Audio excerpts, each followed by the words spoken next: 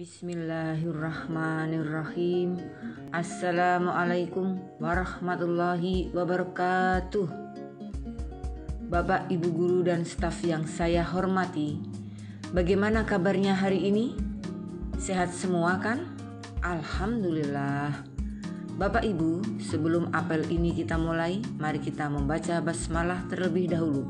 Bismillahirrahmanirrahim. Bapak Ibu, di tengah pandemi COVID-19, kita sebagai warga negara, apalagi sebagai seorang pendidik, harus dapat melaksanakan anjuran pemerintah tentang pola hidup bersih sesuai protokol kesehatan. Nah, pada kesempatan ini saya akan menyampaikan surat edaran dari Bapak Kepala Dinas P dan K terkait kegiatan KBM tahun pelajaran 2020-2021. Bapak Ibu guru, berdasarkan surat edaran dari Bapak Kepala Dinas nomor 422.2-22/03/15 tanggal 9 Juli 2020 bahwa setiap sekolah wajib untuk memedomani hal-hal sebagai berikut. 1. Segala bentuk kegiatan di tahun ajaran baru seperti MPLS dan KBM hanya boleh dilaksanakan secara virtual. Dan bila sekolah tidak memungkinkan melaksanakan kegiatan MPLS secara virtual, agar dapat ditunda sampai batas waktu yang tidak ditentukan. 2. KBM wajib dilaksanakan dengan moda jarak jauh, baik luring maupun daring. 3. Bila ada sekolah yang terlanjur menjadwalkan kegiatan MPLS dan atau KBM secara tatap muka agar dibatalkan. 4. Setiap sekolah diwajibkan mematuhi ketentuan tersebut. Bagi yang melanggar, maka segala sesuatunya menjadi tanggung jawab kepala sekolah sepenuhnya. 5. Proses kegiatan belajar mengajar dengan model PJJ, pembelajaran jarak jauh, dan bila tidak memungkinkan dengan model luring, bisa orang tua datang ke sekolah, mengambil tugas, 1 minggu kemudian dikumpulkan, dan seterusnya. Bisa juga dengan cara mengadakan home visit, dengan tidak menargetkan pencapaian kurikulum secara maksimal. Berikan kegiatan atau tugas yang dapat membangun karakter anak untuk hidup bersih dan sehat di era pandemi. Demikian Bapak Ibu guru kegiatan KBM di era new normal. Kita harus menaati peraturan yang ada untuk mengantisipasi penyebaran COVID-19 dan munculnya klaster baru COVID di sekolah-sekolah, serta menjawab pertanyaan dari orang tua siswa di tahun ajaran baru. Semoga kita tetap semangat dalam mengantar siswa-siswa kita di tengah keterbatasan dan kedaruratan ini. Dan selalu jaga stamina ya Bapak Ibu. Semoga selalu sehat. Amin. Sebelum ditutup apel hari ini, ada yang ingin ditanyakan Bapak Ibu? Tidak ada Bapak Ibu? Apel pagi hari ini saya kira cukup. Mari kita tutup dengan bacaan hamdalah bersama-sama. Alhamdulillahirabbil alamin. Billahi taufik wal hidayah. Wassalamualaikum warahmatullahi wabarakatuh.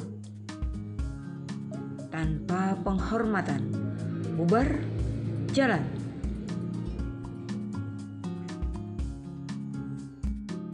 Assalamualaikum warahmatullahi wabarakatuh. Selamat pagi anak-anak. Bagaimana kabarnya hari ini? Semoga semuanya selalu dalam keadaan sehat dan siap untuk belajar hari ini. Nah, sebelum mulai pelajaran hari ini, marilah kita bersama-sama berdoa kepada Tuhan supaya belajarnya hari ini lancar dan ilmu yang didapatkan hari ini bermanfaat. Doa mulai. Selesai. Anak-anak, hari ini kita akan belajar tema tentang ciri-ciri makhluk hidup. Ada banyak makhluk hidup di sekitar kita. Makhluk hidup adalah manusia, hewan, dan tumbuhan. Makhluk hidup merupakan ciptaan Tuhan Yang Maha Esa. Semua makhluk merupakan kekayaan yang harus kita syukuri. Nah, setiap makhluk hidup memiliki ciri-ciri tertentu. Sebagian besar makhluk hidup memiliki ciri-ciri yang sama, yaitu bergerak, bernapas, berkembang biak, tumbuh, membutuhkan makanan dan minuman, serta peka terhadap rangsangan. Nah, untuk lebih lanjutnya, mari kita pelajari tentang ciri-ciri makhluk hidup satu persatu. Anak-anak, sekarang kita akan mempelajari lebih lanjut tentang ciri-ciri makhluk hidup. Jadi makhluk hidup yang pertama yaitu makhluk hidup dapat bergerak. Artinya makhluk hidup bisa berpindah tempat. Makhluk hidup bergerak dengan cara yang berbeda-beda. Seperti kita manusia, kita bisa bergerak dengan cara berjalan atau berlari menggunakan kaki. Ciri yang selanjutnya yaitu makhluk hidup bernapas. Alat pernapasan makhluk hidup macam-macam. Manusia bernapas dengan paru-paru. Begitu juga dengan hewan. Ada hewan yang bernapas dengan menggunakan insang yaitu ikan, dan ada hewan yang bernapas dengan menggunakan trachea yaitu serangga. Tumbuhan juga bernapas. Tumbuhan bernapas dengan stomata. Ciri yang ketiga yaitu makhluk hidup tumbuh.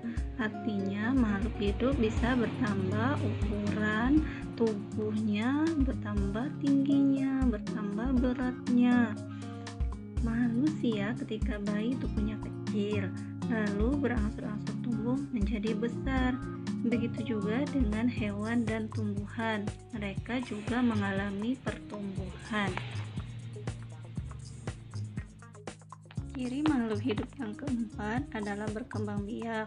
Berkembang biak artinya menghasilkan keturunan atau bertambah banyak. Misalnya pada manusia, ibu melahirkan bayi. Ini membuktikan manusia berkembang biak. Begitu juga dengan hewan. Hewan juga berkembang biak. Ada yang dengan cara melahirkan dan ada yang dengan cara bertelur. Begitu juga dengan tumbuhan. Tumbuhan juga berkembang biak. Ciri makhluk hidup yang kelima yaitu memerlukan makanan dan minuman. Setiap makhluk hidup memerlukan makanan dan minuman, karena kalau tidak makan dan minum, makhluk hidup akan mati. Dan ciri yang keenam adalah makhluk hidup peka terhadap rangsangan. Misalnya, ketika melihat sinar matahari, secara spontan kita akan menutup mata. Kita sudah mempelajari tentang ciri-ciri makhluk hidup.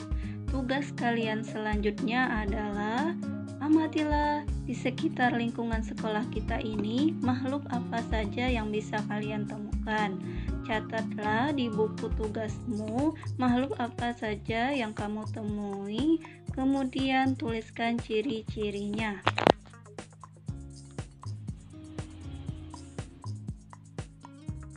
Alhamdulillah, semuanya sudah mengerjakan tugas dan mencatat hasil pengamatannya. Berarti kalian sudah mengerti tentang ciri-ciri makhluk hidup, yaitu ada 6. Dan semoga apa yang kita pelajari hari ini bermanfaat dan berguna. Dan sampai jumpa lagi pada pembelajaran selanjutnya. Wassalamualaikum warahmatullahi wabarakatuh.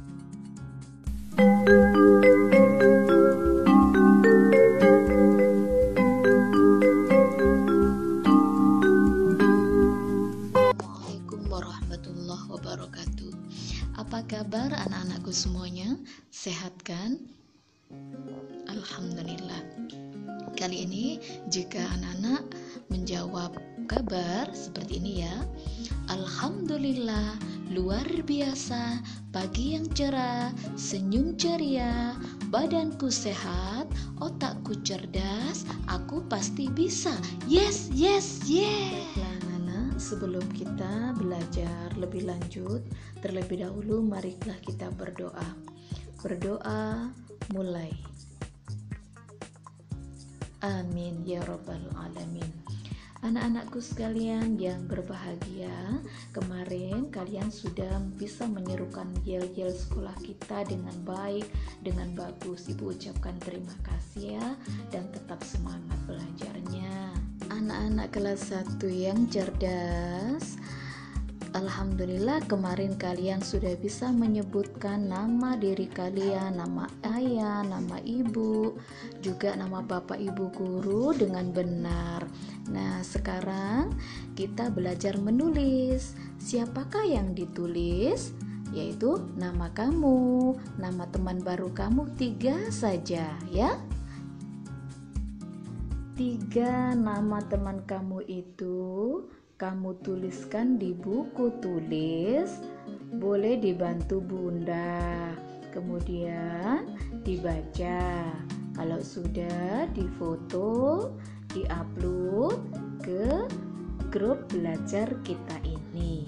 Nanti ibu lihat. Nah, semangat terus. Yang belum bisa baca tidak apa-apa, yang penting semangat. Yang cerdas, yang soleh-solehah, tetap belajar semangat ya, jaga kesehatan, tetap belajar di rumah, dan semangat selalu. Nah, untuk pertemuan kali ini kita cukupkan sekian dulu ya. Nah, kita baca hamdalah bersama. Alhamdulillahi rabbil alamin. Ibu akhiri, wassalamualaikum warahmatullahi wabarakatuh. Pagiku cerahku, matahari bersinar, ku gendong tas merahku di pundak.